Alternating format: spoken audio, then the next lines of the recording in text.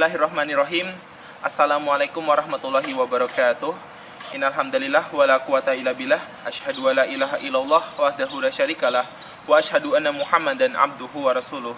La nabiyya wa ma warsulah badah. Amma ba'du.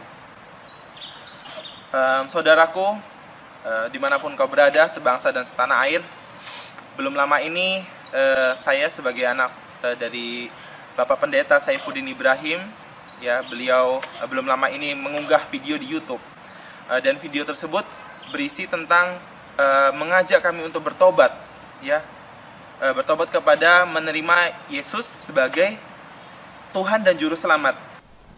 Anakku, begitu kuatnya semangat bapakmu ini, abimu ini, untuk mengajak kamu untuk kembali menerima Dia sebagai Tuhan dan Juru Selamat. Saya katakan sekali lagi, anakku, Saddam Hussein, Muammar Gaddafi, Fikri Khomeini, ikutlah jejak bapakmu ini. Saya benar-benar heran dengan abiku sebenarnya, dan juga ingin mempertanyakan sebenarnya mengapa mengajak kami untuk bertobat dan menyembah Yesus sebagai Tuhan dan Juru Selamat. Abiku sayang, untuk apa Abi mengajak kami bertobat?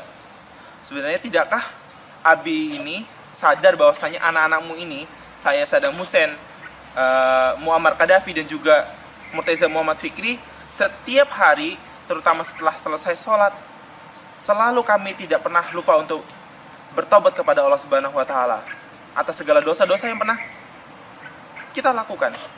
Bahkan seperti Abi ketika kala Muslim itu, doanya salah satunya, Rabbana ighfir lana wa li ikhwanina alladziina sabaquna bil iman wa la taj'al fi qulubina ghillan lil ladziina amanu Rabbana innaka ra'ufur rahim. Dan masih banyak doa-doa yang lainnya, ya Abi, gitu. Bukankah Abi juga mengingatnya ketika waktu Muslim dulu? Lalu Abi kenapa masih meminta kami untuk bertobat? Pertanyaan selanjutnya adalah, bertobat kepada siapa? Apakah pertobatan yang tadi kami lakukan selama ini itu masih belum cukup?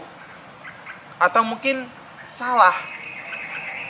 Ya Abi, kami sudah bertobat, memohon ampun dengan tata cara yang diajarkan oleh Nabiullah Muhammad Sallallahu Alaihi Wasallam. Kami juga sudah bertobat, meminta ampun kepada Allah sejalan dengan apa yang diajarkan oleh Nabi Isa atau Yesus. Kami akan paparkan Lukas pasal 11 ayat 2 dan 4. Bapak, dikuduskan namamu, sampai selesai, dan akhirnya sampai ke ampunilah kami akan dosa kami. Seperti itu. Ampunilah kami akan dosa kami. Atau pertobatan Yesus memohon ampun kepada Allah dalam fidui atau hari kekaguman. Saya mengaku telah khilaf di hadapanmu, ya Allah. Saya benar-benar telah di jalan yang sesat, tapi saya berjanji untuk bertobat. Terimalah permohonanku, ya Allah, Tuhanku, untuk mengampuni kehilafanku, mengampuni dosa-dosaku, dan memaafkan pelanggaran-pelanggaranku. Atau juga pertobatan Yesus dan jemaatnya dalam memimpin doa Paskah, memohon ampun kepada Allah atas dosa-dosa yang mereka lakukan. Itu dilakukan setiap tanggal 27 September petang. Wahai Tuhan kami, izinkanlah kami berdoa di hadapan-Mu, dan janganlah memalingkan diri-Mu dari permohonan kami. Kami tidak menyombongkan diri atau bersikeras mengatakan kami benar dan tidak berdosa, karena sesungguhnya kami telah berbuat dosa. Semoga Engkau berkehendak, ya Allah Tuhan kami, untuk mengampuni dosa-dosa kami dan memaafkan ketidakadilan kami. Abi, kalau Abi tetap ngotot agar kami bertobat, pertanyaannya adalah, kami harus bertobat kepada siapa? Kepada Nabi Isa? Yesus? Astagfirullah, Abi. Sungguh itu bukan ajaran Yesus itu sendiri. Saddam sudah membaca berbagai doa pertobatan Yesus untuk memohon ampun kepada Allah, Mengapa kami harus dibingungkan dan juga diarahkan untuk bertobat kepada Yesus dan menyembahnya sebagai Tuhan? Ya abiku, mari buka dengan akal sehat dan juga hati nurani.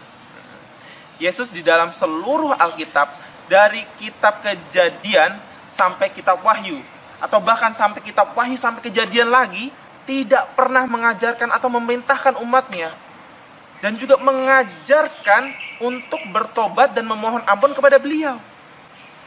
Abi, kalau misalnya menemukan satu ayat saja yang tidak memiliki keambiguan, tidak membingungkan, dan secara jelas menjelaskan bahwasanya Yesus meminta umatnya untuk menyembahnya, bertobat kepadanya, di seluruh Alkitab satu ayat saja, maka fair, maka adil. Silahkan Abi datang ke kami dan baptis kami.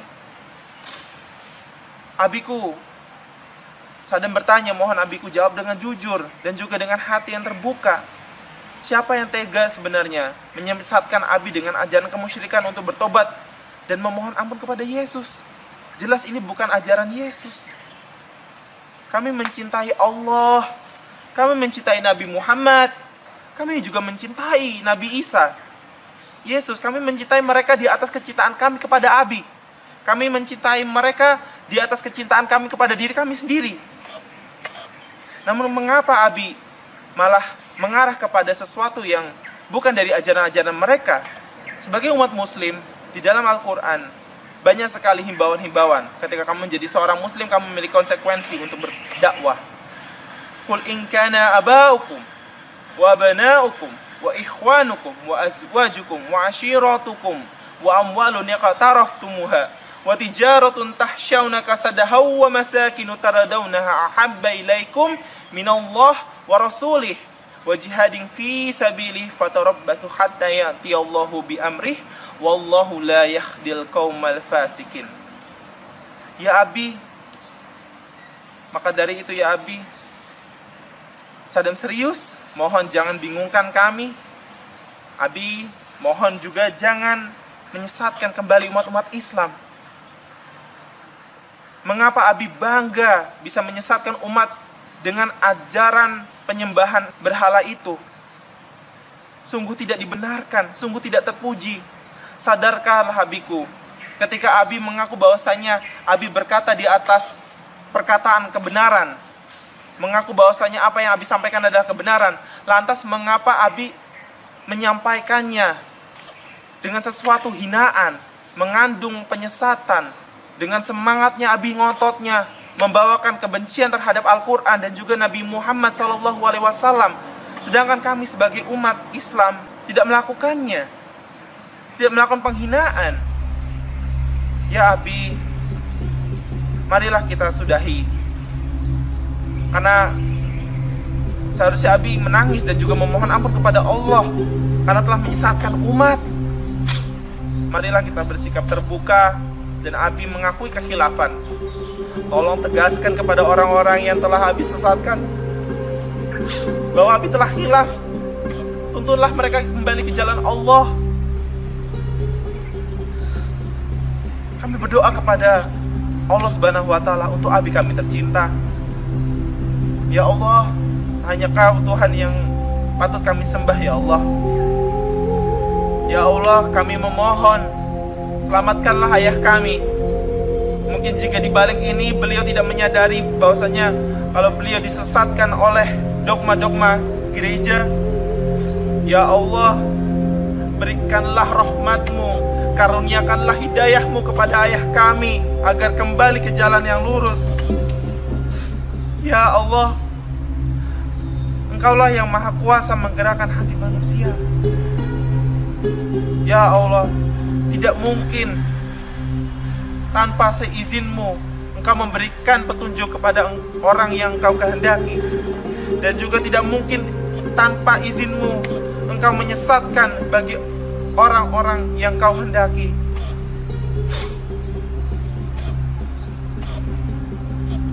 Assalamualaikum warahmatullahi wabarakatuh.